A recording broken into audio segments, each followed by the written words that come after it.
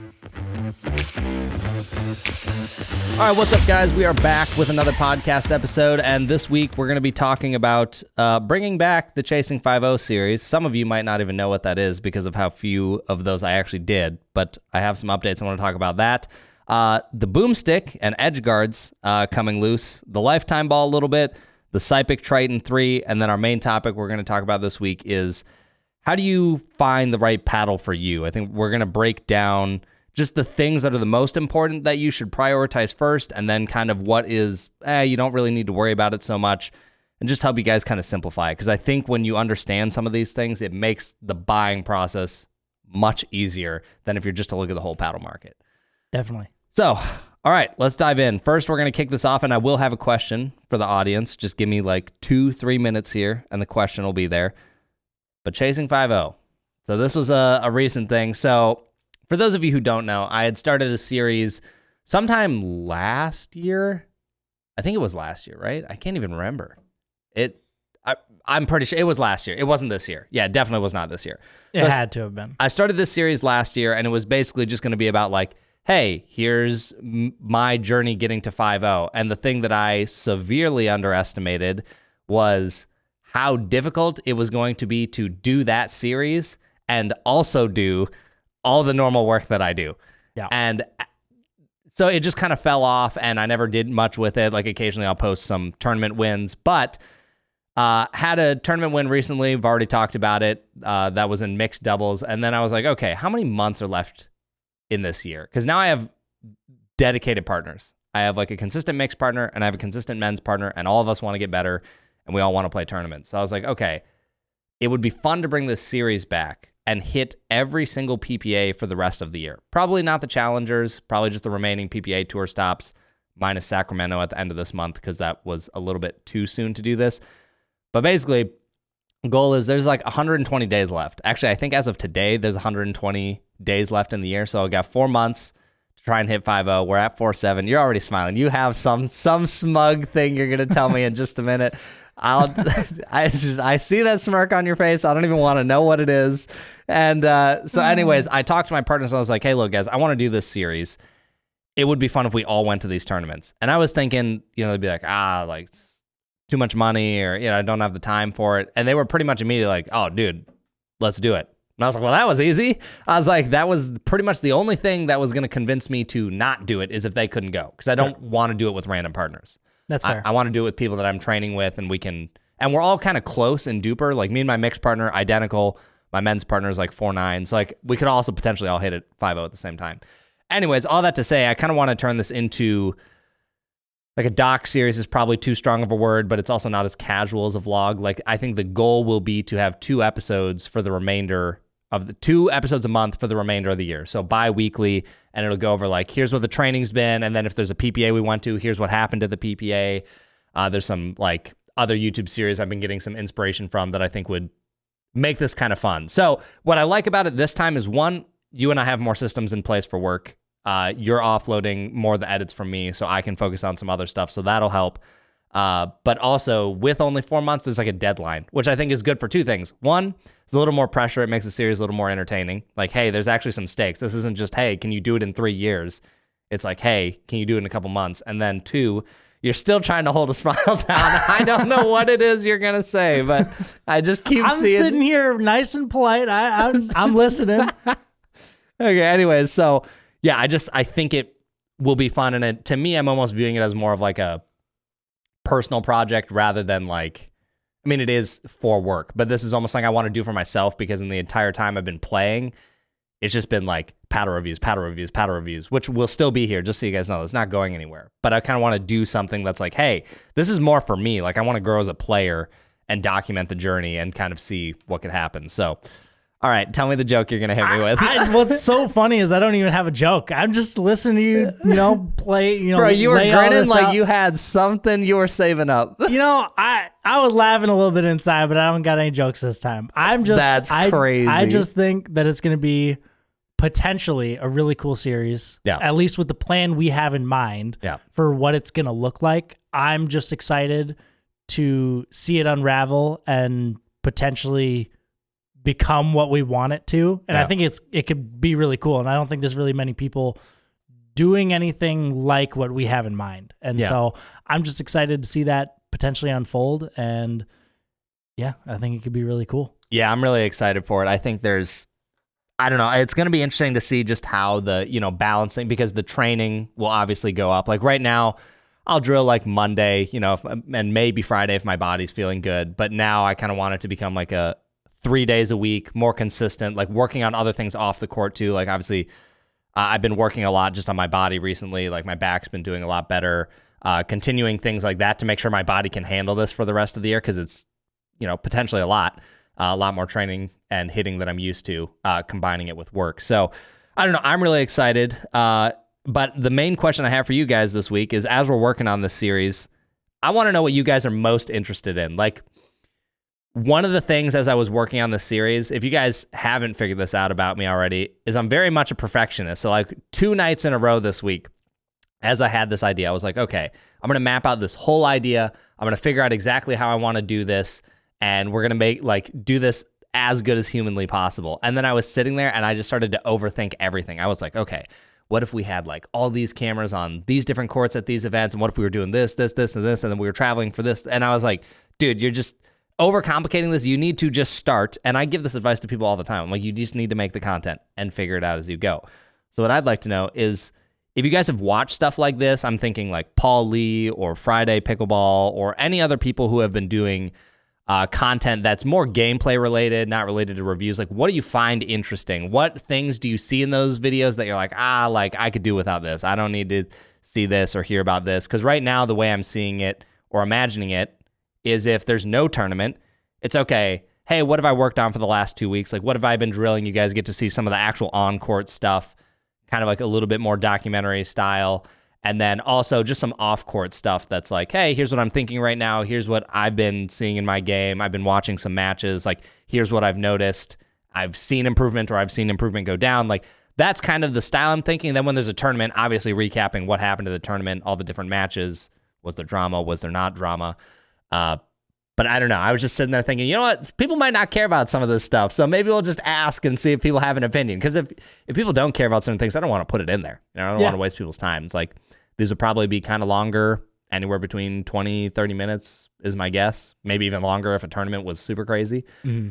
But just let me know in a comment what you think of this idea. What would you want to see? What do you not want to see? I am open to suggestions. All right, last thing before we move on, since it was related to PPAs, I was looking at all the different tournaments for the remainder of the year, and I was just kind of looking at some stuff on the different websites. And I thought this was interesting based on our tournament discussions we've had in the past. So I don't know how long they've been doing this, and I don't know that they do it for every event, but every PPA that I have looked at so far, they do this. The how they do the brackets are different based on level now. Mm-hmm. So 3-0 to 4-0, they actually do pool play or like a round robin, and then potentially into a playoff. And then 4-5 and 5-0, it's just double elimination. If you go into the back draw, you can only get bronze, how it's always been. But I just realized that they changed it for 3-0 to 4-0. So let me read some of this really quick. It says 4-0, 3-5, and 3-0 with 12 teams or less will play the following format. And then it says 4 teams, single round robin with playoffs for top 3 teams. 5 teams, single round robin with playoffs for top 3 teams. 6 teams, single round robin with no playoffs. 7 teams, same thing.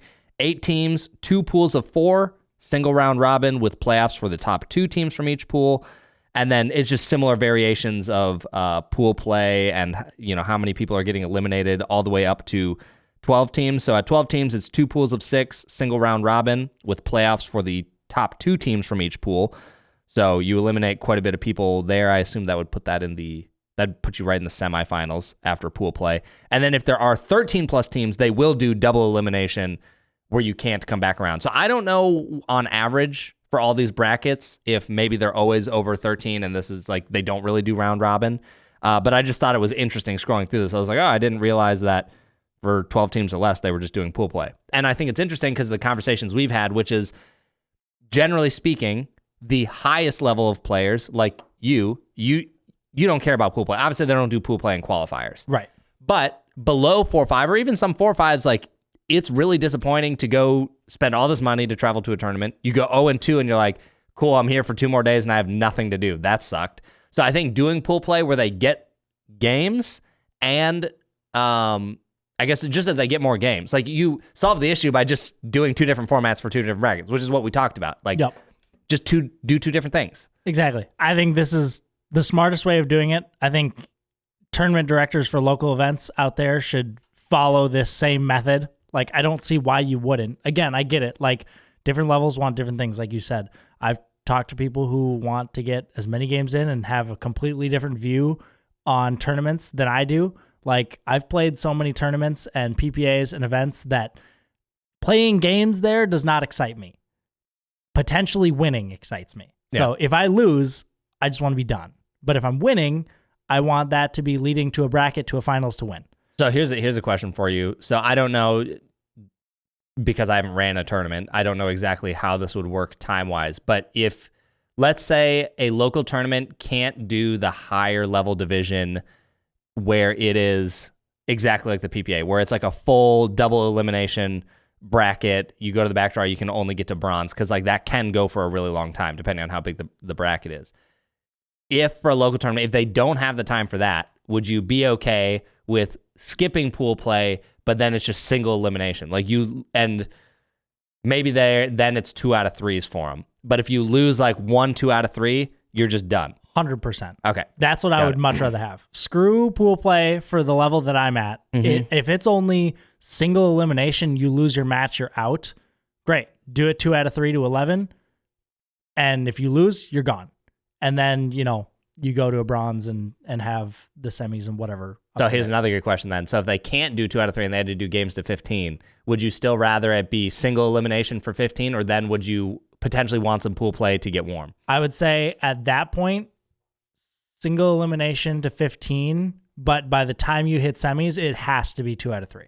Sure.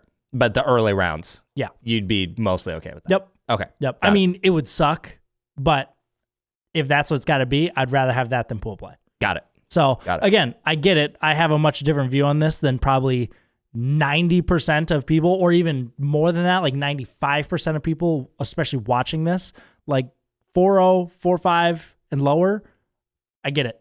Maybe you haven't played as many tournaments, or tournaments are just completely different for you, and it's more of a social thing. You want to get out there, talk to people, play, get as many games as possible. I totally understand that, and that's great for those divisions. Yeah. But just understand, as tournament directors, those different levels want different things, and clearly the PPA sees that, and I don't see a reason why you wouldn't separate those. Yeah.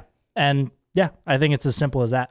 Yeah, for sure. So I just thought that was kind of interesting that they're doing that. I had never heard anyone talk about that. And again, maybe it's because so many of the divisions end up with 13 plus people, so they're just doing a double elimination bracket anyways. But yeah, I thought that was just kind of fascinating. Yeah, I mean, some of these divisions are getting a lot of teams. One of the bigger PPAs they did was the 5-0 division in Dallas with Will. Was that Dallas? It was somewhere in Texas. Somewhere in Texas. I think it was Dallas. I mean, Texas is huge. Yeah. But we had almost 50 teams. Yeah, that's crazy. It was insane. That's so many teams. Yes, we had a rain delay, but we went from like 8 a.m. to, I want to say, like 10 or 11 p.m. It was long, whatever it was. Absurd how long that day was. Yeah. So I get it, but I would rather have a long day like that and it be a bracket. Now, granted, again, there was a long rain delay, but I'd rather have that than pool play and blah, blah, blah, and get as many games as possible and leave. Totally. So completely agree. All right, next thing I just want to talk about quick, because there were a lot of you that were concerned for me after last week talking about my neck, and plenty of people were like, oh, you should go get this checked, or it might be this. Thankfully, I'm good, guys. I'm fine. So I had a PT appointment shortly after that podcast that had already been scheduled for my hip, and I was just like, can you check my neck? I don't know what's going on. Like, I'm in a ton of pain. We did some dry needling, and let me tell you guys, I've done dry needling on my lower back. I'm not a person who's scared of needles. Didn't really ever freak me out with my lower back, maybe a little uncomfortable. Let me tell you, your neck, I don't ever want to see a needle near my neck again. I'm not going to say it's the most uncomfortable I have ever been, but once he started, first it was like my trap shoulder area, and then once he was like, okay, I'm going to move up to your neck, I was like, you what? I was like, how deep can this go in before I'm in danger? Like, when you see how long those needles are, dude, they're just crazy. Freaked me out so bad. I was just sitting there, he's like trying to talk to me, and I'm like, I've done dry needling a bunch with the same guy. Yeah. And I enjoy it. I love it. I think it's great. Well, I mean, it feels great like the next day, but in that moment, I was like, dude, get this out of my neck. I was like, how long do I have to do this? There was like 6 needles in my neck. I remember the first time I was having dry needling done, I was kind of like a little nervous. Yeah. And then the second you put one needle in, I felt a little prick, but barely anything. And then I was like, oh, okay. Yeah. And it was chill. But definitely I can understand around the neck. It's a bit nerve-wracking. It's Totally. a bit weird, especially because I'm sure he said the same thing to you about you have to sign some waiver saying like, Puncture it can lung. technically puncture a lung, but he's like, the only way that happens if I trip over something, fall on your chest, and stick it into your ribs. Yeah. So, Yeah. highly unlikely. Totally. So anyways, I got that done. In the moment, I would say I wasn't that much looser. We also did a number of other things. And I would say I was still in pain the rest of the day, maybe slightly better, but I was like, it's pretty moderate improvement. And he did tell me, he was like, yeah, he's like, one of your joints in your neck is super inflamed and the muscle is crazy tight right now. And we were going through all these different things it could be. And I was like, the only thing that was different in my routine this week is the Rubik's Cube competition I went to. And that's kind of when it started to click, because I realized, okay, maybe I slept wrong one day. That kind of like made my shoulder uncomfortable or tight. And then the rest of the weekend, from I would say Thursday through Sunday, was me solving these cubes for hours and hours and hours a day, probably 5+ hours a day. And the position you're in, if you guys are listening, you're not going to be able to see this, but like your neck is like extended out and you are looking down, and like shoulders rolled forward. Yeah, shoulders rolled forward, and you're just doing that for hours a day. And I haven't done that in a really long time. And so he was like, it's definitely possible that contributed a lot to the problem. And then the next day after the dry needling, I was feeling great. I wasn't having any issues. I felt way looser. So I think it just took some time to kick in. But all that to say, it wasn't anything serious. I think it was just a one-off, bad timing with the cube competition, and probably slept poorly, but definitely learned a lesson. I never want to experience that again because that was extremely uncomfortable. Yeah. When you're eating food or drinking water and it hurts a lot, Dude, it sucks. not fun. So I'm good, guys. I'm good. He's all good, but like you said, I'm doing a lot more of the editing stuff. He's passing his neck and shoulder problems on to me, and now I'm getting more of them recently. That's true. That's the life of an editor. Got to take care of the body. Yes. Okay, so anyways, moving on. Let's talk about some paddle stuff and some gear. Do it. So first, I want to talk about the Boomstik. I completely forgot to bring the Boomstik down here, but I'm sure you all know what a Boomstik looks like. So in my Discord, there's been a lot more reports of edge guards coming loose on people's Boomstiks. And this is disappointing for a number of reasons. One, I mean, how often do you even hear about an edge guard coming loose anymore? Like back in the day, it was way worse. Now it's like occasionally, but rarely. In today's age, it really seems like it's a solved problem. Yeah. 90% of the time. Yeah, like not saying it can't happen, and not saying that like someone probably hasn't had it happen with like every brand on this wall, but like it is a issue you don't really think about. I can tell you with any of the paddles that I've mained for the last year and a half, that's about the span of any of my mains have had an edge guard issue. In over a year and a half, I haven't had any of my main paddles have an edge guard come loose. Yeah. So to now have multiple Boomstiks edge guards come loose in the matter of maybe a month, yeah, seems frustrating. Yeah, definitely. And I think what to me is more frustrating is, one, when I brought this up, because our first one that had an edge guard loose was like, hey, this came loose. No, yeah, it'll be fixed for the production units for everyone else. And it's like, and I mentioned in my video, I said, hey, look, my edge guard came loose. I don't know if it's going to happen to you. Here's what they said.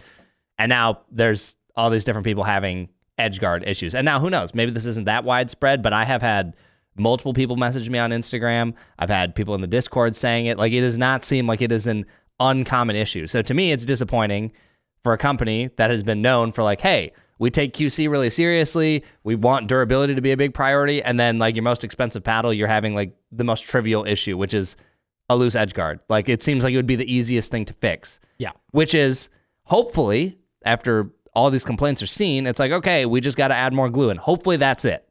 Because like of all the issues you could have, at least it's not like a Gen 3 where it's like the idea of the construction is flawed from the beginning. Right. Where it's hard to fix, where this is just like, okay, add more glue. Yeah. Or just use a different glue. Maybe they just need to find a better adhesive. I mean, The edge guard, to me, seems to be the biggest problem with the Boomstik. Yeah. Like, I don't like that it's coming loose. I don't like the fact that it's sharp at the edges and is like cutting into my hand. I've been having skin peel on my thumb and finger for the last week and a half because I've been using the Boomstik so much, and it's like ripping my skin apart. And I noticed a few people in our Discord say they are dealing with the same thing. And it's just frustrating. So the edge guard seems to be the biggest issue. Everything else about the paddle is great, besides the butt cap. But everything else is awesome. Just the edge guard sucks. Yeah, it's such a weird thing to me, and it's like disappointing that this is. I just think at $333, this should not even be a question. Yeah, not at all. Like, I'm not saying one can't happen here or there, like some freak accidents. Like, look, anything that you're going to produce in mass, like something will get through that shouldn't have, but you expect it to be a much smaller issue over time than like, oh, hey, within the first like 2 weeks of a bunch of people owning this, their Boomstik edge guards loose. And now I do have one that's loose. The one thing I forgot to specify on my Instagram story is that the one I have right now that came loose. So yours was the one that came loose first. Yep. That was before the review was even done. The first one that we got. Yeah. That was the one I mentioned in the review. Came loose in 3 areas. Yeah. Both sides and the top. And now mine, which is also still the pre-production unit, I haven't switched to, well, okay, I say pre-production. It's production, but they were saying that after the one I got, the glue issue was supposed to be fixed, which clearly it's not. But anyways, so not pre-production. But I've continued to use that one because I've been beating up the Infinigrit. So I haven't switched to, this new one that's not supposed to have an issue. So who knows? Maybe those won't. But the fact that customers are having this issue, but I switched to a new one, a new elongated. Does that one have issue? That one, the top has just started to come loose. Oh, did that happen like in the last like day or two or something? No, like a week ago. Oh, you should have told me. I thought I did. Oh, maybe I just forgot. Maybe you did tell me and I forgot. But I remember it was in the middle of a game hitting overhead, slightly more towards the top, or it was kind of like a shank, and it just clipped the edge guard. And then I looked and it was like peeling up a little bit. Oh, well, there you go. And then now we know it doesn't matter. Now we've had a production one do it too. So anyways, I've been beating up the same one because I want to wear down the Infinigrit, see how it holds up. I've been running some tests. And what have you noticed so far with that? With the Infinigrit, I have all the numbers. I just haven't like put them all in the spreadsheet yet to like see what the drop off is. Like I want to do a couple more and then like start tallying everything up and see. Because I think at this point my Boomstik's probably 35 hours is my guess. I would say when I play, doesn't feel terrible. Like I'm not noticing like, oh man, suddenly it feels way worse or anything. But I do want to see what the actual numbers are. I only reran them this I've been kind of keeping track of mine. Obviously not with numbers because I haven't been spin testing it, but just on my own feel. Yeah. And things still feels pretty similar. I mean, there's been like a slight drop off from initial, which I've very expected.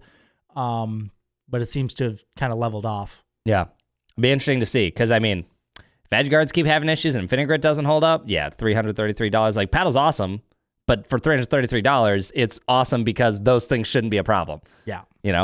So the other thing I want to bring up, which is like, this got brought up because it's like a Selkirk specific thing, but it actually made me realize that this should be a thing that's done across the industry with how paddle warranties are going right now. So people pointed out that Selkirk's warranty actually said that you only get one replacement of a Boomstik. Or don't know if it's specific to the Boomstik or there are other paddles. For now, I'm just going to say Boomstik because that's what I heard people talking about it, but it could be in relation to a lot of other paddles. So people were pointing out like, hey, it's a lifetime warranty, but if I only get one replacement, like let's say your edge guard came loose in 2 weeks, and now you don't get a warranty on the next one. You're like, well, what kind of lifetime warranty was that? Like you gave me an issue right away. So what got interesting is I think Selkirk heard about this in my Discord. They popped in and they said, technically it's one for the rare case that we have a serial warranty abuser. In practice, we replace any paddle that has a warranty issue. As many can attest, we're extremely generous with the warranty. Then there was a follow-up message that said, the common issue for abuse is when we have a user that clearly gets angry and smashes their paddle into the ground. We will do a courtesy replacement and warn them that we won't replace for that same issue again. Now, okay, if all of that's true, that's fine. That's awesome. Sounds like you can get multiple replacements, but that's not what the warranty says. And at the end of the day, what the warranty says is what matters, because if they want to deny a claim, because they can say, hey, look, the warranty, the page says only one. You might have heard something somewhere else on the internet. but it only says one. So I was like, okay, if it truly was only one, that is a problem for $333. Yeah. And then 2, what it made me think of is some companies do specify.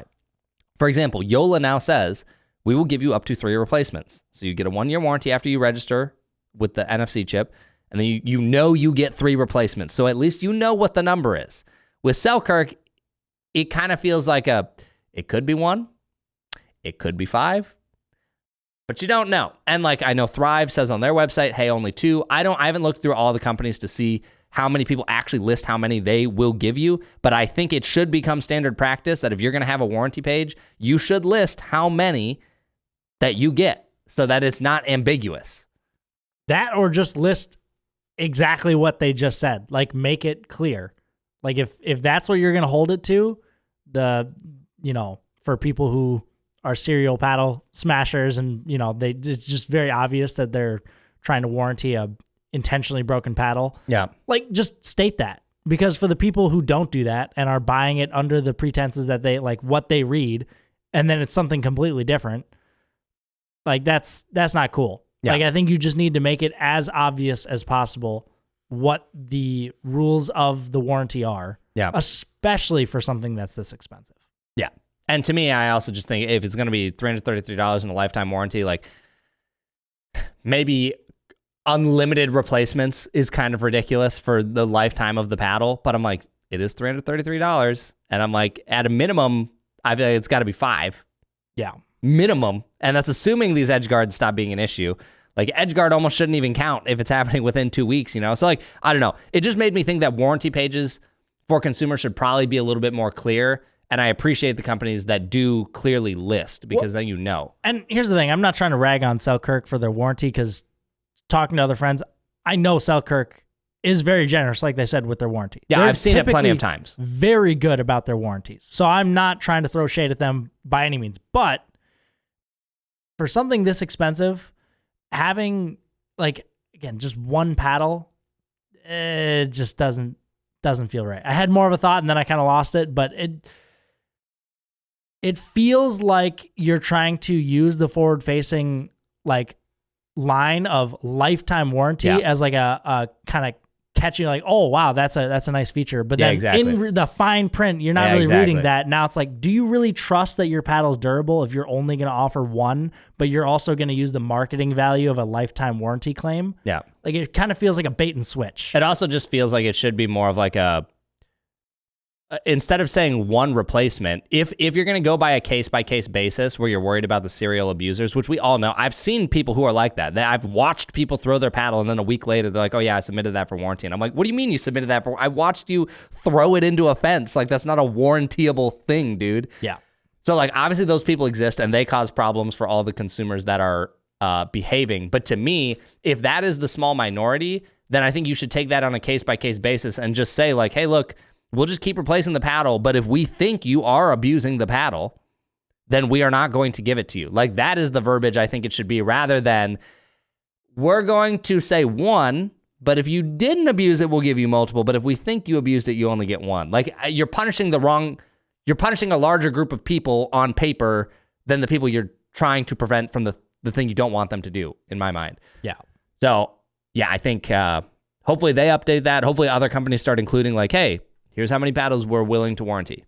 And just make it clear, especially with how core crushing has been and all these things. I just think it's easier for everyone. So I think the paddle market is already so confusing. We don't need, again, I'm not trying to make it sound like I'm ragging on them, but like tricks with the warranty like this to make it any more confusing than it already is. Yes. I agree. I completely agree. So anyways, we'll keep you guys posted on it. As far as like the Boomstik goes, I'm still really digging it. That's like what I play my more competitive games with. I still like the paddle as a whole, but there's just been these small things that you're like, dude, you're making it a lot harder to recommend this paddle to people when you start stacking things like the warranty, the edge guard, maybe like the MOI weight has an issue, like other paddles on the market. Yeah. So I don't know. I'm in the same camp as you. I'm still using it. I still love the paddle, how it plays, how it feels. But it is making it more difficult to recommend it to people. Yeah. It's just the trickiest part about it. Especially everyone already has the same reaction of it's $300+ dollars. As they should. Totally get it. Totally reasonable. But just know, if you do, it plays awesome. Yeah. I still love it. So you have an edge guard come off. Yeah, that sucks. That sucks. Okay, so moving on. Next thing I want to talk about is the lifetime ball. So I have a pack of 100 balls now, and so I've been drilling with them. I've been playing some games with them, and now that I've gotten a number of more sessions with it, I feel like I have a more formed opinion, at least when the ball is new, because one of the problems, this is such a, again, specific problem to me, but so my backyard is big enough and there's not really a fence. There is no fence around the court. So like if someone hits a winner on my court, if you're playing games, I just tell people grab another ball out of the basket, because it's going to be annoying if we just have to run all over the yard to go pick up the ball. So we just pick them all up at the end of the session. But that means potentially every point, maybe every other point for sure, you're playing with a different ball. So that means the lifetime ball, for those of you who don't know, it's like a paddle now. It's like has a break-in period where it gets better, or at least more appealing, and takes away the bad part of it as it breaks in. So if I have 100 of them and I'm using a different ball every point, it's going to take a lot of sessions to break these. Like I'm still pulling balls out of the basket that I'm like, this thing is basically brand new. Like it has been hit, but it looks like it's not been hit. Yeah. You know, so that is kind of an interesting thing. But as I played with it, here's what I will say. The lifetime ball, brand new, and a lot of people have said this. It plays faster, it bounces high. People don't like that. I'm preaching to the choir here. This is not new information. But if I had it my way, if I had to pick between a brand new lifetime ball and a Vulcan ball, this is going to be a crazy hot take. I know. I would take the Vulcan.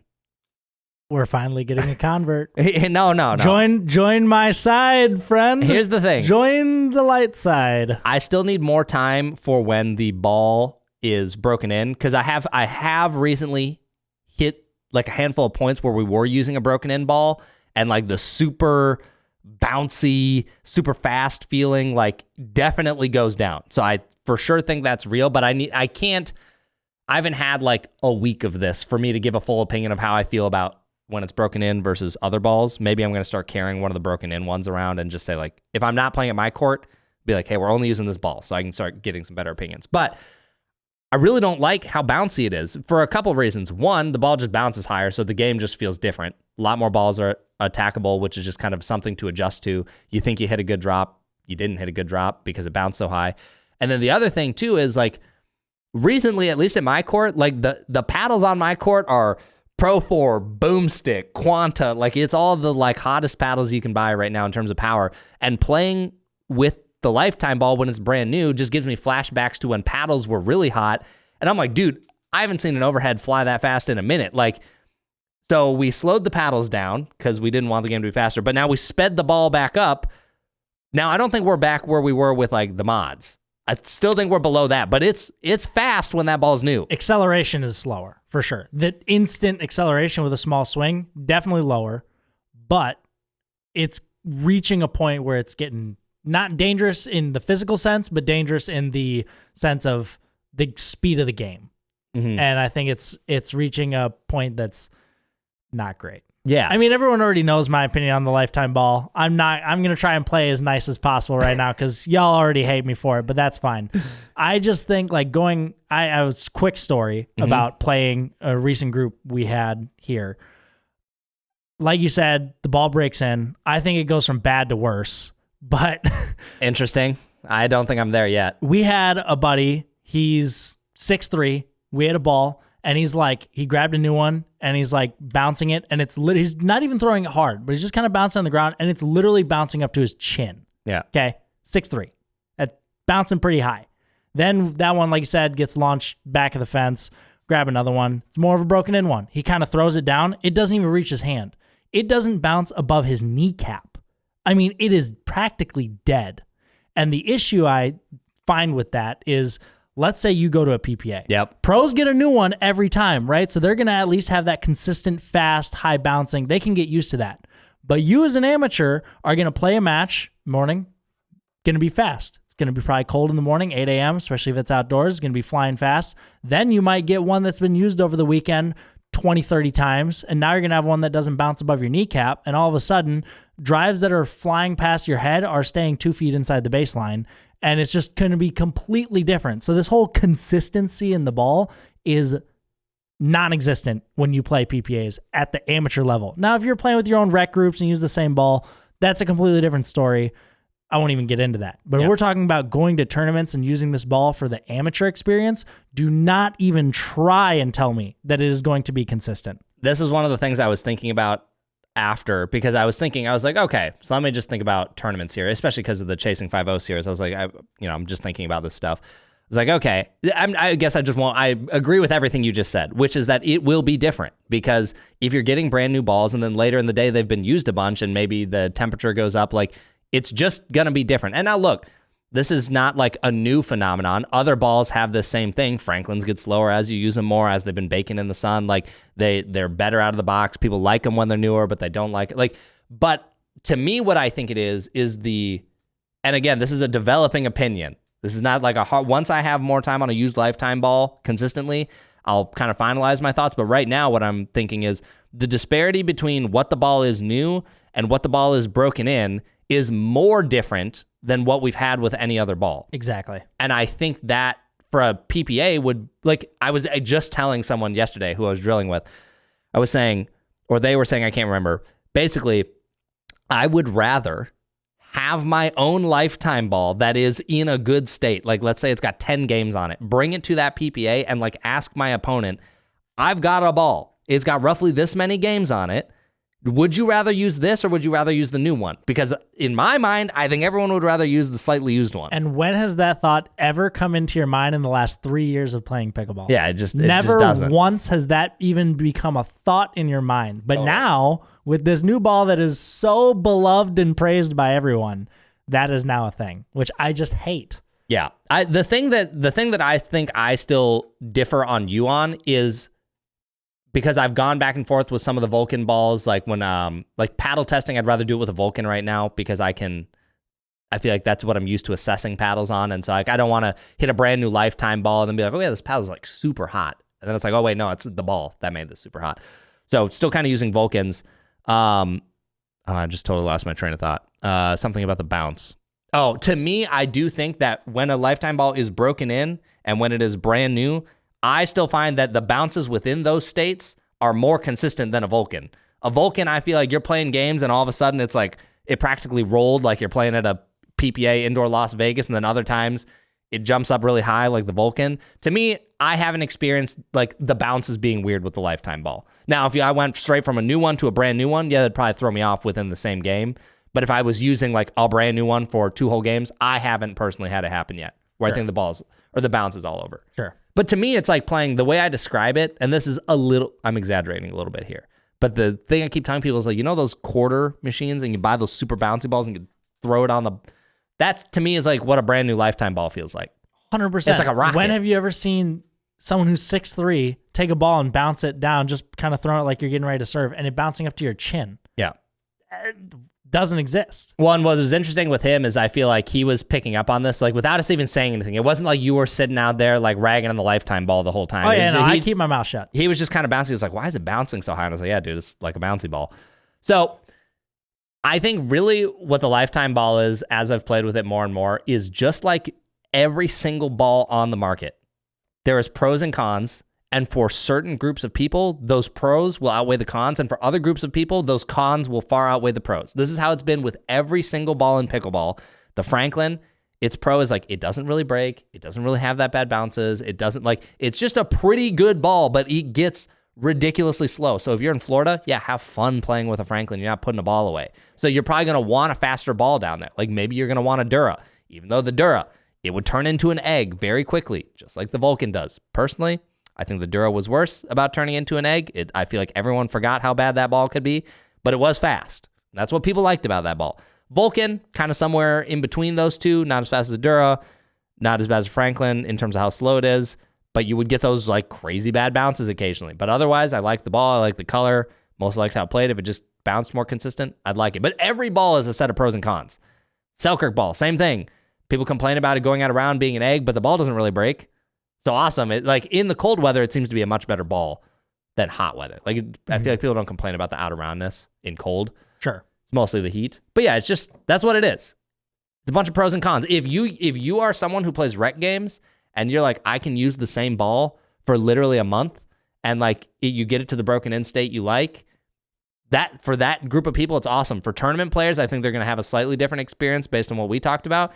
And if you're like me, where we have a really niche situation of a court in your backyard without a fence and the balls are going all over, it kind of sucks. Yeah. But again, pros and cons. That's what everything is. Mm-hmm. Now, I agree. I mean, every ball has pros and cons. I mean, yes, people have heard my opinion. I will take a Vulcan now over a Lifetime ball, and people think that's absurd. By no means am I saying that the Vulcan ball is like the best ball we have or way better. You go back in podcast episodes here, you will hear me publicly ragging on the Vulcan. Okay. I think the Vulcan has plenty of issues, but I personally find more issues with the Lifetime ball now than I do with the Vulcan. So it is choosing the lesser of two evils in my eyes. Yeah. So, and the lesser of two evils is different for everyone. Exactly. So I don't know. We'll see. I'm still gonna keep using it. Like this is the ball for PPA. This is what I will be playing for Chasing 5-0 for the rest of the year. So it's like I will get used to it. I will get over it. But those are my observations. Exactly. I'm the same way. We're kind of getting forced into it. I may not like it, but this is what we got. So this is what I'm gonna deal with. Yep. So all right, we got some other paddles. I think you've got something here you wanted to talk about. Moving on to some paddles. Well, hitting a little Uno reverse card this time, buddy. We get a little switch up here. I'm the one bringing up the paddle because you know anything about this? What? Probably not, because you didn't get one. This came to me and me only. Specifically told not to let you even hit it.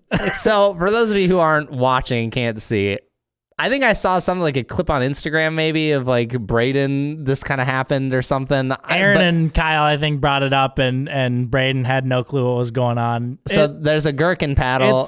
It says the Gen 3, and then it says in big letters, untitled. So I have no idea if this is fine. I don't know anything about this paddle. Yeah. You apparently...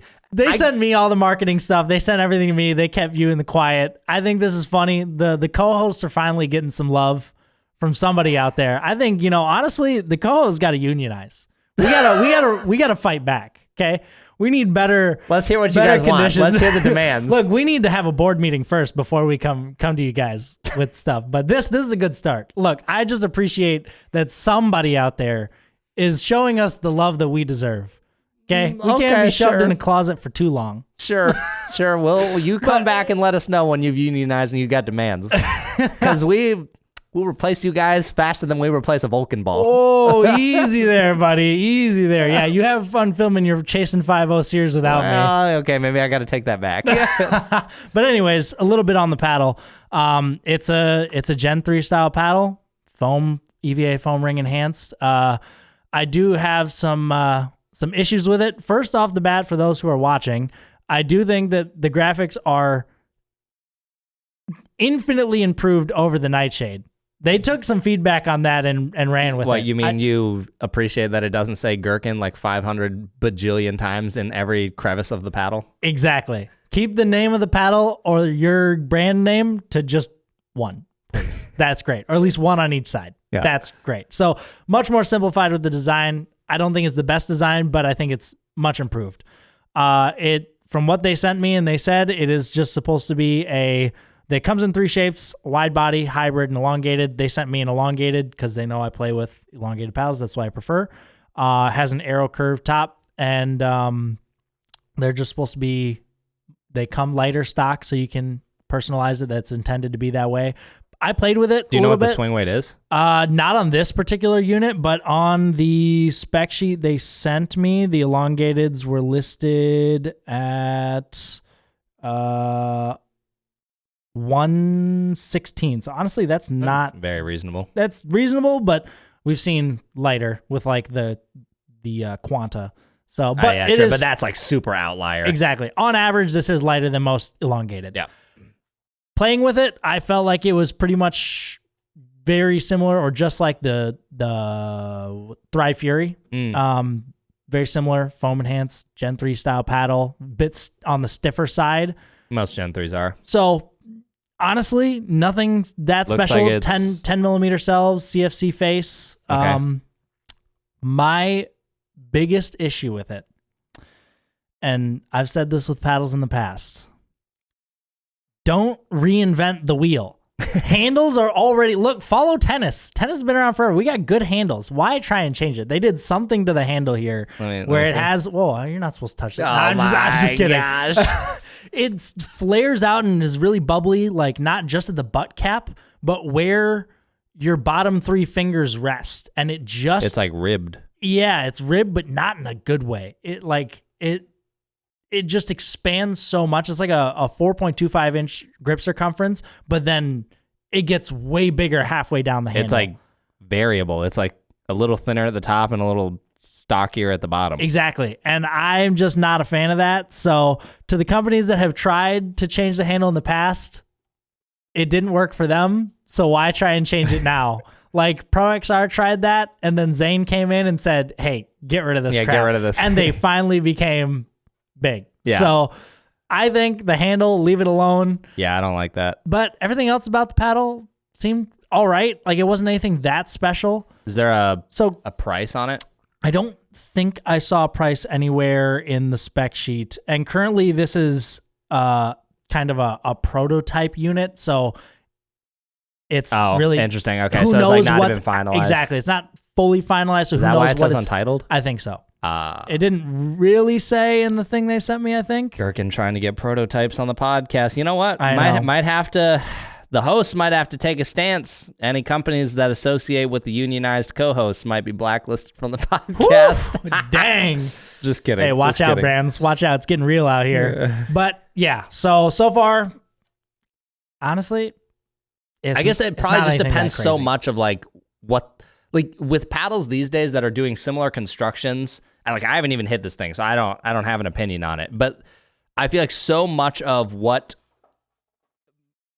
like price is not the end all be all. Like if suddenly, and I wouldn't even believe it at this point, if suddenly they could tell me their Gen 3 was more durable, which actually follow up to that, Pro XR last week, I saw the Jolt, people were getting their packages in the mail, and like on the packaging, it has like a little like kind of warning thing that says like, I'm paraphrasing, but essentially it says like this paddle is built for optimal performance. So the lifespan of this paddle will just be shorter, which, okay, props for like more proper marketing. That's how Gen 3s are going to break. But like last week I was saying, well, maybe they took so long because they figured something out for durability, and clearly they didn't. So it's probably going to break. So to me with Gen 3s, it's like, if you know that's a fatal flaw, price now becomes a lot. Like let's just make up numbers. If you told me that the paddle was $70, probably doesn't have to do a ton to impress me. It's $70. It's cheap.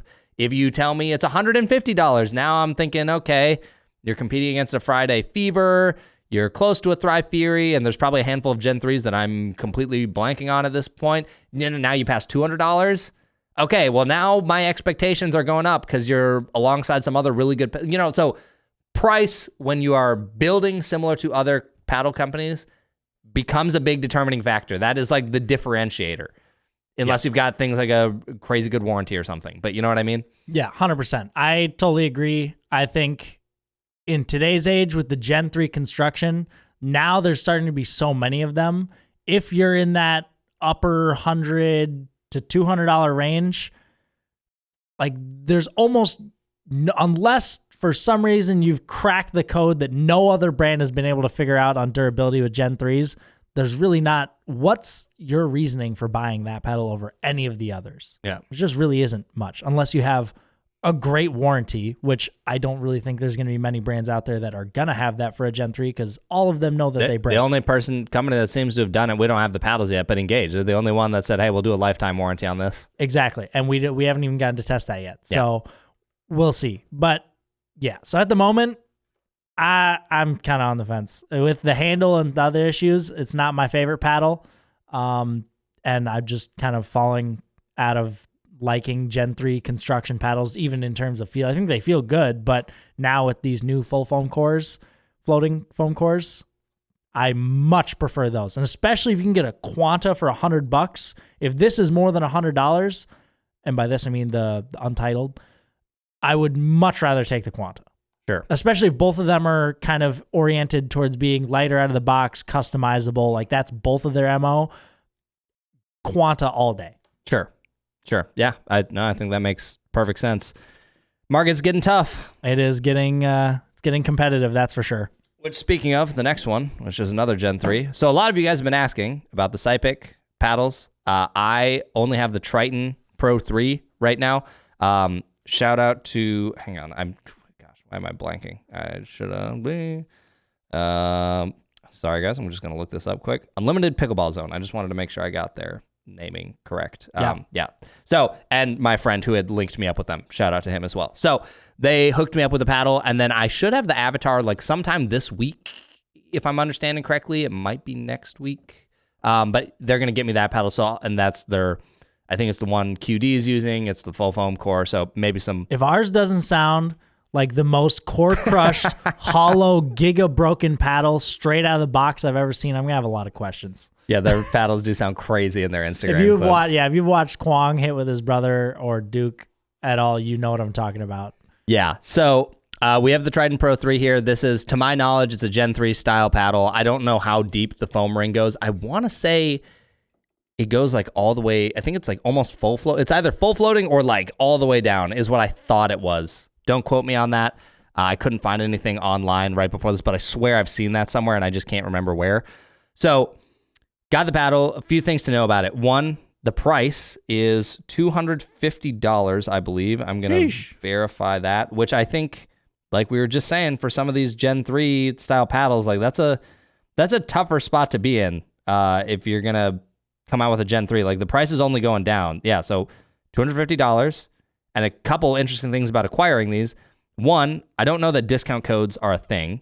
This is obviously a retailer. I don't have a discount code with them. And then the only other way I've known people to get it is like through an ambassador, or there's like kind of this like ambassador distributor person or a couple people in the US, and like you pay them through Venmo. Like it's not a very normal paddle buying experience.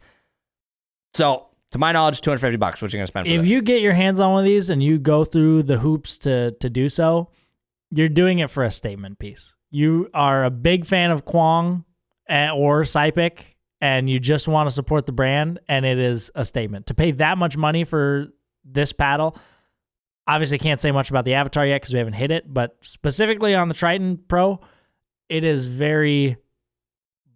bland in terms of Gen 3 paddles. That's kind of, after hitting with it, that was kind of the same conclusion I came to. And before we get to that, the other thing that I think, you start stacking all these things up, and what makes it such a hard recommendation is $250, a little bit harder to acquire, and the warranty is only 6 months. Oof. And I don't know how the warranty process is going to work if you buy it through an ambassador. I don't know if you contact Sypik overseas, if you contact the ambassador, do you contact this retailer? I don't know any of that currently.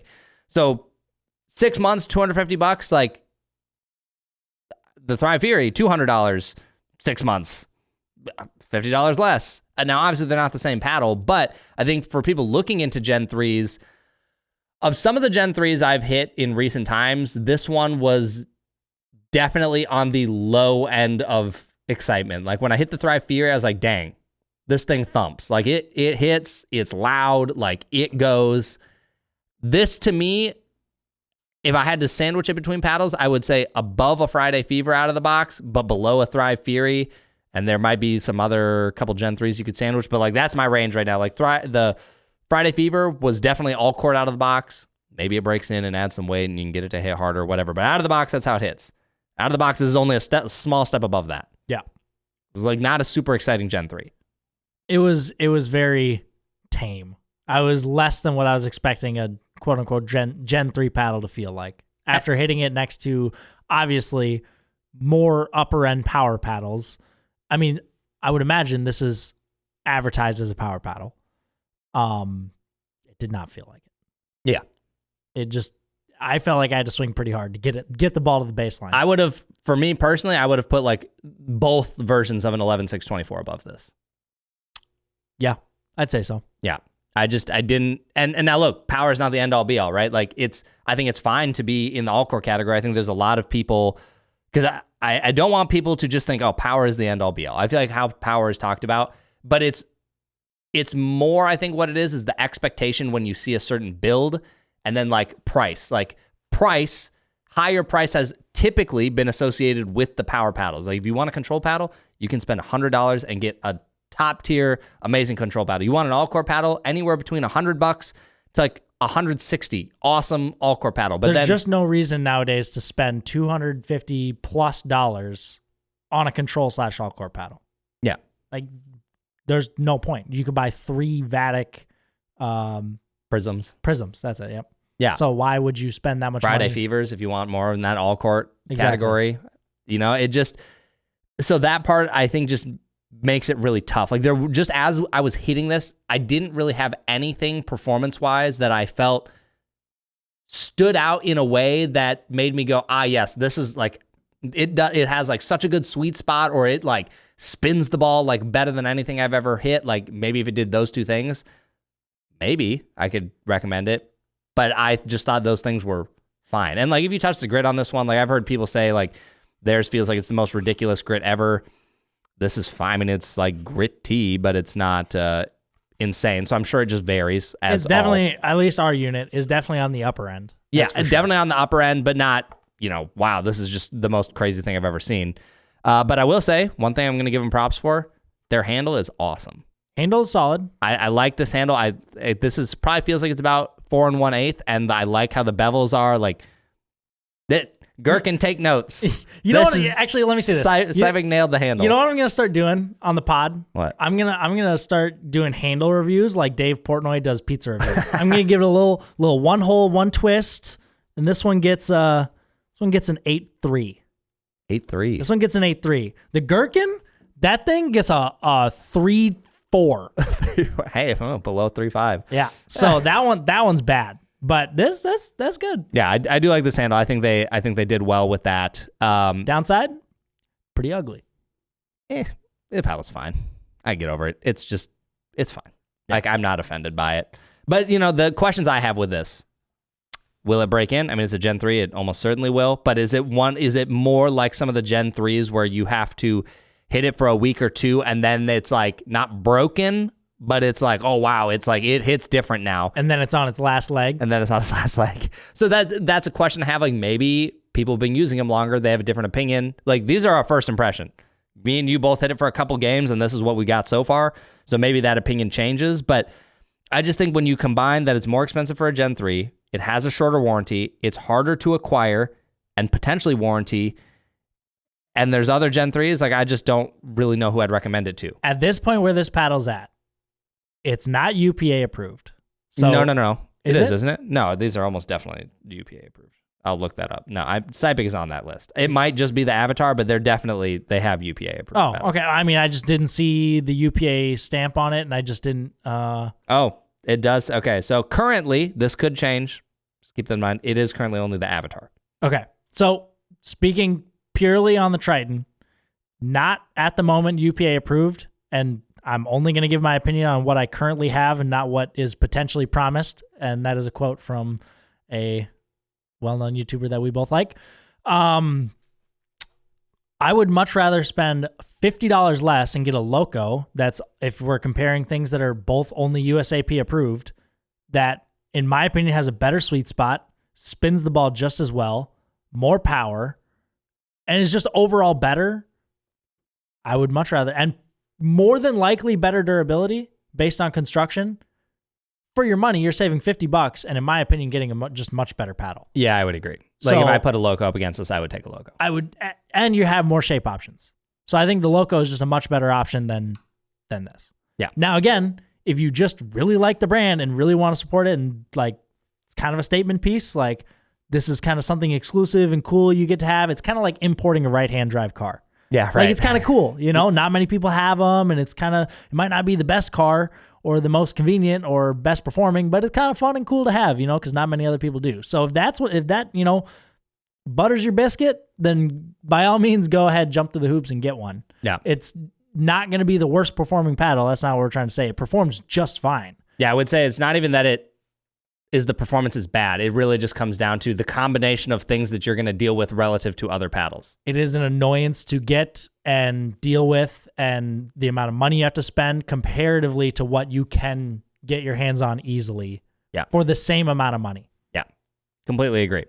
So I think if you're comparing it against competition, like I had a small list here. You've got like Gen 3s that just came to mind this morning: Thrive Fury, Friday Fever, Holbrook Arma, C45, Course Phoenix, the Honolulu Plus models, the Pro XR Jolt. You get two Jolts. Yeah, you could get 2 Jolts. So it just kind of makes me go, like, with the competition being that stiff, I could only recommend it to people that are huge QD fans, or you want to support a Vietnamese brand, and there's nothing wrong with any of that. You're not going to get a bad paddle. You're just accepting that you'll pay more money for it than what you need to. Yeah. And if you're okay with that, that's fine. A name premium to this. Yeah. Agree. So that's all I have on the Triton. And now we're going to get to our main topic here, which is just with how many paddles there are out there, how do you narrow down what you're going to buy? Like, if you're a consumer, it is so confusing. Every company's releasing a new thing. There's Gen 4, Gen 3, Gen 2, Gen 1, but some Gen 1s are really good. And like all these things, it gets really confusing on what you should buy. So we're going to kind of categorize from top to bottom what we think is the most important things you should look into first. And then as you go down the list, it's like it starts getting a little bit less important, or maybe you could prioritize it slightly less. And all of this will depend on the person. Everyone has different things they prefer, but let's go through this. Isaac just informed me that we're currently an hour deep, and I have a PT appointment in an hour. So I'm going to have to speed through this a little quicker than I thought. Man, I can't believe we took an hour on the news and updates. Yeah, we kind of held up the train a bit. Okay, that's my fault, guys. My bad. I've been on a kick of just being long on the pod. All right, here we go. Okay, choosing the best paddle for you.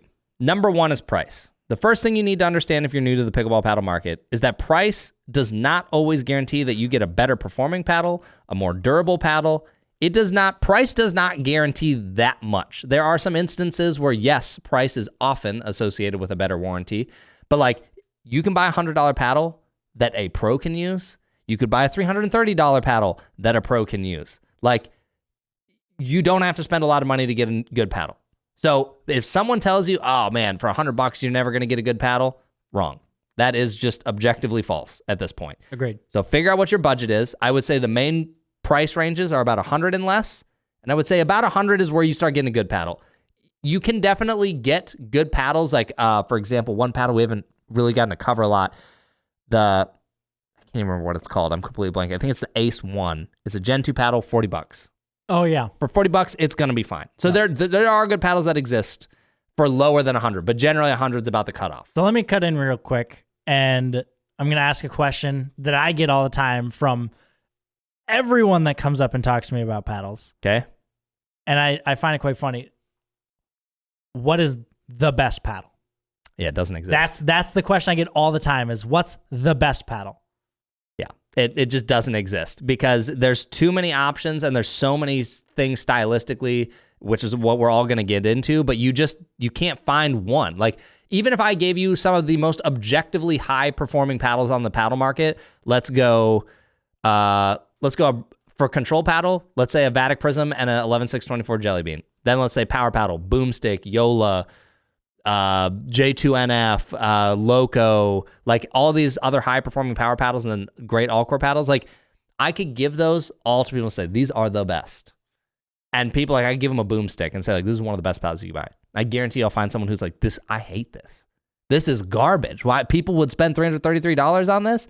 Same thing with a Yola. Same thing with the Jelly Bean. Like, that's why in this list, you kind of figure out what your priorities are. And then you can go, this is the best paddle for me. There is no best paddle. There are top paddles that will fit a good range of people, but that's it. So you would say someone coming to you, maybe been playing for a while, they've started with kind of a cheap Amazon paddle or whatever. They're taking it more serious. You'd say the first thing to look for is what's your budget? Yeah, of course. Yep. And then what would you go for after that? After that, it's going to be shape. So there's the main 3 shapes are wide body, hybrid, and elongated. And all of them completely viable. I think it just depends on your preference. If you come from tennis, you're probably going to want to start with an elongated paddle. It's going to be the closest length you can get to your tennis racket. It's just going to make the most sense. You're used to it. Hybrid, or let's go wide body, because those are on the opposite spectrums. Wide body, I think, are good for defensive players, people who need some help with the sweet spot, especially if they don't come from a tennis background, because they might miss just more all over the face rather than top to bottom. They're lighter and easier to swing. And I think table tennis players too, like who are used to something a little shorter, going to be great for them. But they work I love wide bodies. I'm currently using a wide body. Think it's awesome. So anyone can use them, but you might have a preference one way or another. Hybrid kind of strikes a good balance. I would say in general, my favorite shape is a hybrid, but if a company doesn't have it, then I'm forced to probably use a wide body. Hybrids are good in between. You get a good sweet spot and you don't get all the length of an elongated, but it's longer than a wide body. So it's kind of that middle ground that is like, can please a lot of people and also aren't as heavy as an elongated paddle. So figure out what your shape is. If you buy an elongated, they're going to be the heaviest, hardest to swing option you can buy. Not all of that doesn't mean all of them are hard to swing, but on average, they will be higher than a wide body. Wide bodies on average always going to be lower. Same with a hybrid. So if swing weight matters, that's how you're going to kind of pick. So that's what I'd say about shape. Shape is the next thing after price you need to nail down. And if you don't know, go try some paddles. Just try out different paddles and you'll kind of get a feel for like, here's what a wide body is like. I don't really like that. Or maybe I do. Same thing with elongated. Next up, I personally, I'm actually going to switch this around. Next up, I would say most important is swing weight. Now, most of you out there, if you're new to this, you're like, what's swing weight? Why do I care about swing weight? Swing weight is how you're going to figure out how hard it is to swing a paddle. A lot of people are looking at static weight. Static weight is borderline useless. Look at the Boomstik. The Boomstik weighs anywhere between 8.3 and 8.5 ounces, which is a heavy paddle. That's not a light paddle, but the swing weights are reasonable. The elongated is about 118 to 120. The wide body is like 112 to 115 or 116. Pretty reasonable ranges for most people. That's not going to be that bad. And so static weight, I would say most of you can just ignore it out of the box. It's really not that useful of a metric. On average, a lower static weight probably going to mean a lower swing weight, but not always. Like some of the old paddle techs, they were pretty high swing weight for having a low static weight. So if you don't know what swing weight is, to break it down, the number can range from about 90 to 130. 90 to 105 is like an ultra light paddle. Like a junior, a kid, like anyone's going to be able to swing that. Like if you're like, I want as light as possible for my wrist, 90 to 105 is what I'd recommend. For anyone out there, think Tempo C45, if you held one of those. Yeah, Franklin Ultra Tempo light. C45, ultra light. Yeah, Pro Kenix Black Ace, ultra light. Yep. Next up, we'd have the light range, which I would consider to be 106 to 112. Not ultra light, but it's light, and most people can probably swing it without issue. Next up, average is probably going to be 113 to 120. And then heavy is 121 plus. Now, that doesn't mean people can't swing it. If you swing a tennis racket, you're going to be fine with 120 plus. But if you know you want some lighter, I'd recommend the other ranges. And if you like heavy paddles, then, high swing weight's fine. So if you're looking at websites and you see these ranges, now you kind of have an understanding of like, here's what the light range is, here's what the heavy range is. Most paddles are not below 100. That's rare. There's only there's not many people that do that. We'll just leave it at that. Yeah. So swing weight is a much more important metric than static weight. People need to stop focusing on static weight so much. It plays a role, but in my opinion, swing weight is more important in most people's perception of how hard it is to swing. Next up, we have the style of paddle, which is, do you want power, all court, or control? And this kind of comes down to know what type of player you are. You're a tennis player, you might, see, this is where it gets tricky. You just have to know yourself. I was going to say a tennis player probably wants a power paddle because they have heavy drives. They can overwhelm people with counters at the net. But there are a lot of tennis players who say, I can hit the ball hard enough. I need help controlling it. And that's where I think you need to know, do you want a paddle that enhances your weakness? Do you want something that enhances your strength? And it all just depends on the person. See, I've thought about that a lot recently too. And I'm on the train of, I think your paddle should enhance your strengths, because if you're already good at something, making it better, that's your win condition. If you're taking your paddle and enhancing your weaknesses, but not necessarily your strengths, maybe your strength's still good, but you're just kind of mediocre at the rest. It's not really making you that much better, in my opinion. I think take what you're good at, run with it, and make it as good as possible. Whatever your shot is, get it to an elite level. Look at JW. Obviously, his hands are amazing and everything else. He's a great player all around, so he's one of the best in the world. But he has one of the best flicks in the world. He has that one shot that makes him so good, right? Just do that. You have a good drive, make your drive as good as possible. Pick a paddle that makes your drive as good as possible. So that would be my recommendation, is run with that. I would generally agree with that. I think it is wiser to enhance your strength than it is to fix your weakness. Look at Jack Sock. Jack Sock tried to make the Lux work. He was on that same train of like, oh, I already hit the ball hard. I can just use a control paddle. Yeah, he ditched that methodology real quick. Yeah, for sure. So power, all court, control. I think for most players out there, all court is a plenty fine place to be. I know power gets talked about all the time. It's kind of like the hot topic. And look, maybe the game is going to trend in a way that truly, if you want to be the most competitive, you're going to play with a power paddle. But I have seen a lot of amateur players, 4 and below, even 4-5, even myself included in this. Some power paddles are just hard to use. And it's like, dude, you would just play better pickleball if you were just more consistent. 4-5 and below, maybe it's a little bit like more like 4-0 and below, but I'd still probably clump 4-5 in there. Mm-hmm. It's like you're losing a lot of points because you're making errors. Yeah. It's not because you're hitting winners. And then but it also comes down to what type of player are you on the spectrum of, do you just play for fun and enjoyment, or do you play to be better? Because if you play on the side of wanting to be better, then you should pick a paddle that's maybe not the most exciting, but that just makes you win points. Versus if you're someone that just goes out, social, play for fun, and hitting the ball hard and having a power paddle is exciting, and that's what brings you the most joy, by all means, do that. Totally. All depends on your goal. Exactly. It's a very context-dependent thing, and no one can tell you what's right or wrong. We can only just give you a recommendation of what we think based on what we've seen with a lot of players. Exactly. So once you've picked your style of paddle, that alone will limit a ton of options on the market. Once you know the like power all-court control category, like if you pick control, boom, you just eliminated a third of the paddle market, if not more. And now you've got like a group of paddles, and then the other things we already talked about, swing weight, shape, price, like that's going to whittle it down even more because not every company has every shape. Yeah. Okay, so after that, I would say thickness. Now, the reason I put this down as low as it is I kind of feel like thickness doesn't matter as much as it used to. I still think it's important. I still think that for most people, a 16 millimeter paddle is probably the play rather than a 14. 14 millimeter paddles or thinner are going to be less forgiving on average. The sweet spot's going to be smaller. You'll get more pop from them, but they may take a higher skill ceiling to use potentially. But with how foam has been going and some other 14 millimeter paddles, it's not always the case that a 14 is so hard to use. But on average, you're going to find that a 16 millimeter paddle for most people is the play. And I'd say these days it's like anywhere between 13 and 16 is like the standard range. You go outside of that range and it's like abnormal. Mm-hmm. A 20 millimeter or 19 millimeter Selkirk Lux, that's abnormal. A 10 millimeter Selkirk Labs Project 008, I just realized they have like one of the thinnest and thickest. But anyways, that's also not super normal these days. Right. So thickness is like, yes, generally thicker, going to be more stable, probably feel better for most people. But I would say paddles like the Carbon True Foam have kind of changed my perception of that, where it's like, you know what, it is a thinner paddle, but it's not what you'd expect for most 14s, you know? Right. Okay. From there, we get into some smaller stuff where we're getting a little bit more nitpicky here. Next up, I think the priority should be handle length. Do you want a short handle? Do you have a long handle?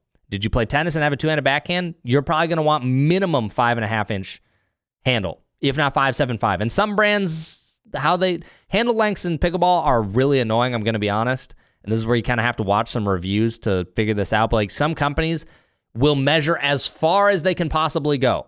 And they'll say, this is a 5.5-inch handle, but it plays more like 5.25. Then other companies will undermeasure and say, this is a 5.5-inch handle, but it's like 5.75 or 6 inches. Yeah. So at a minimum, I'd say look at 5.5 inches if you have a two-hander and you have average hands. If you have small hands out there, then maybe you'll be fine. Like I'd say I have like average-ish hands and I can make shorter handles work for a two-handed backhand. But like you, it doesn't work so well. You have larger hands. Exactly. And a two-handed backhand. Yep. If you don't have a two-handed backhand, by all means, go with a shorter handle. For some people, I even find that shorter handles often feel like they give you more control because to me, like, picking up a paddle here, so only those who are watching are going to get this. But like, to me, when I'm higher up on a paddle, I actually feel like I have better control. And when I have essentially a longer lever, I find that my wrist gets a little bit more wristy and like I make some silly mistakes. And anytime I've played with handles that are really short, I'm like, oh, like I feel like certain shots are just easier. So that may not be true across the board, but I do think if you don't have a two-handed backhand, you don't need to fuss about a long handle. You could do short or long if you want. Doesn't really matter. Or you're somebody like Gabe who wants as short of a handle as possible and just stack your both hands on top of each other and can hit a tui like that. Yeah. Not many people do that, though. Gabe Tardio he's a freak of nature. He's different. He built different. So handle length, and then after that, grip size. Really, there's only about 2 options these days. It's pretty standardized at this point. You have 4.25 inches and then 4 1/8. 4 1/8 inch, going to be great for a lot of women out there or just people who like thinner handles. I tend to like slightly thinner handles. And then 4 1/4 is just going to be a little bit bigger, but it's not bad. Like, it works fine for me. But I'd say if you know, like, man, you really like thin grips, 4 1/8 is probably what you're going to want to aim for. And if you can only get 4 1/4, removing the stock grip and putting one over grip on can often make a handle feel a lot thinner. Yeah. So I mean, that's kind of my method with every paddle I get. I have a very specific sequence of wrapping grips. We won't get into it because it's long and convoluted, but most handles need some tweaking. Yeah. And then the last thing I would put in is durability and warranty. And it's not last because it's not important, but I would just say that if you're trying to find the right paddle for you, purely from a performance perspective, this is going to be lower on the list. But I do think knowing if you're someone who wants to stick with a paddle for a really long time and you don't want to update it and worry about it breaking, you're probably not going to want a Gen 3 paddle. Maybe you're going to want one of these full foam core paddles, or maybe you just want a company that has a really great warranty, right? Like, look at some of the companies that have better ones, Paddletech, Selkirk, Engaged, paddles with lifetime warranty that are generally known for having good customer service. And also knowing, even for Gen 3 paddles, like, we talk about them breaking a lot, which they do, but a lot of that is for people who are higher level players. They play a lot and they hit the ball really hard. If you are a 3.5 and you play a couple times a week and you're not that heavy of a hitter, you might be fine for a long time. You might not, but you might be fine. So just know, like, what your scale of, like, is a warranty really important for me and is durability really important? That's going to change your paddle selection options. Like Gen 1 Paddletech Bantam, consistent, great paddles. Not that they can't break, but generally going to give you less fuss. Gen 3, probably going to give you some fuss. And so far, the full foam core paddles have been holding up great. Like the Carbon, awesome across the board for most people. So, I haven't been able to break any of the full foam core paddles that we have. Yeah, that's a good sign. And you break a lot and of paddles. I break a lot of paddles. Yeah. I have not broken any of the ones that we've had recently. And I've put probably 40 hours on the Loco. I guess it just depends now if you count, like, breaking as, like, edge guard, but, you know, because of the Boomstik. But we're talking cores. Yeah. Things that are, like, structural to the paddle. Yeah. Okay, so those are, in my opinion, the things that matter and how you should filter it down. And like I said, you go through that list, you write all of your preference down, and you start filtering paddles online by what you are looking for. You will eliminate a ton of options by the time you get to the bottom of that list. You'll be looking at maybe 10 paddles, maybe even less. So I highly recommend going through that. The big takeaway from all of this for everyone here is there is no such thing as a one size fits all. This is the paddle that is best for everyone. So much of this is personalized. What type of style player you are, what type of, are you rec player, competitive player, all these things. It's so personal that you just have to ask yourself these set questions, and then it narrows it down kind of on its own. Agreed. The last thing I'll say, and we're going to have to skip the kitchen this week because I'm going to have to run here, but there are some things that get talked about a lot that I think should not, for the most part, be a deciding factor when you are buying a paddle. I think they are relevant things to talk about here and there, but I would not base your paddle decision off of this. First, twist weight. Twist weight, like swing weight, is another metric that's used to help try and give a measurement of what the sweet spot size could be. Really what it's measuring is the stability. Like, does it twist in your hand off center? Usually the higher that number is, the more stable it's going to be.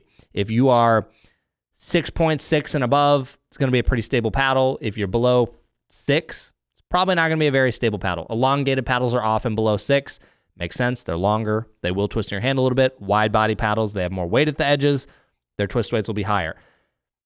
It is a good metric to kind of be like, okay, this paddle on paper, probably pretty stable or not stable if you're comparing a wide body and elongated, but I would not buy your paddle based off this. Watch some reviews, hear what people say about the sweet spot. It's only a loose correlation. Yeah. Next up, RPM. Pretty much every paddle on this wall, if you're watching this, has identical spin. Yes, occasionally you're going to hear a reviewer say like, hey, the unit we got here, like the spin was pretty low for what you'd expect. But like anything with a raw carbon fiber surface, the consistency is all over the place. You might hear one person say, I got a super gritty one. You might go to a store and be like, that is not gritty at all. It just varies, and it sucks. It's a bad part about the industry right now, but it is what it is. I would not buy a paddle solely based on RPMs. I would say at least it's become much more consistent across the board with brands and paddles.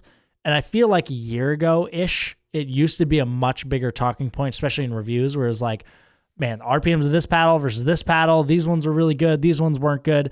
Now, I feel like it's become not irrelevant by any means, but so much less important.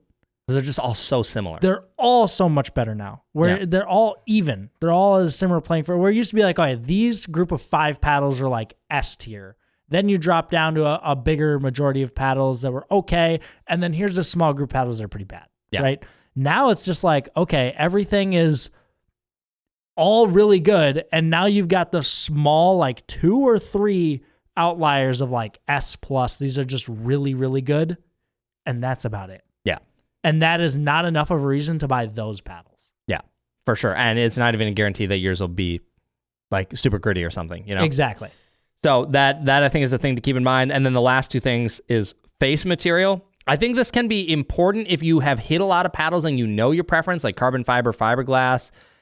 But companies with different angles of face layups and where the materials sit and how it interacts with the core can feel so different across the board that like I would never tell someone like, yes, filter your paddle selection by fiberglass in the face layup, because it could feel, one fiberglass layup could feel very different from another fiberglass layup. And is it a full foam core paddle or is it a polymer core? That would also play a role. So I just don't think it's that important to know unless you know, like, yes, I hate fiberglass, or yes, I like fiberglass. I would say all these kind of less important things that we've kind of been talking about are more oriented towards people who have hit a lot of paddles, know their personal preferences really well, and kind of are in tune with paddles. That's when these things start to matter more. And at that point, you already know this stuff. Yeah. But if you're newer, if I give you a 3-layer carbon fiber face versus a CFC paddle, it's probably not going to make that much of a difference to you. Yeah, like how heavy the paddle is or the shape would make more of a difference for them. Exactly. There's bigger factors that you'll notice before you start to notice those more nuanced things. Like if I give you a 6mm cell size versus a 10mm cell size, even though that is a bigger factor, you probably still won't notice that as much. Like it's not that important. It's still so nuanced that it's more oriented towards people who know paddles really well. Agreed. And that's what I was going to say next was just core materials, like whether the cell size is bigger or smaller, or I mean, foam core versus some polymer paddles. I do think that obviously makes a bigger difference. But like core material is not really what I'd be filtering your paddle selection by, unless durability was something that was becoming more of a factor. Like if someone told me durability is important to me, I would say, here's some full foam core options. I'd probably skip the Gen 3 honeycomb polymer options, you know? But if not for that, and you are a little bit newer, I wouldn't be super worried about the core material. Filter by the other things, and if you find some great reviews about it, pull the trigger or see if you can demo it, and then see if it works for you. Yep. Totally agree. So anyways, that's pretty much everything. Sorry, we have to cut this one a little short. I probably could have gone till 2 hours. Only an hour and 30 minutes. A little short, guys. You know what? This week, since we kind of failed, comment missed third. We missed our third this week. We did not make it to the kitchen. It's true, we didn't make it to the kitchen. If you made it this far, then you were on this journey with us to hit our third in the net. Hopefully in Chasing 5-0, I don't do that much. I'm going to be doing a lot of editing, guys. I'll be doing a lot of editing if that's the case. All right. Thanks for tuning in, guys, and we'll catch you next week. Peace.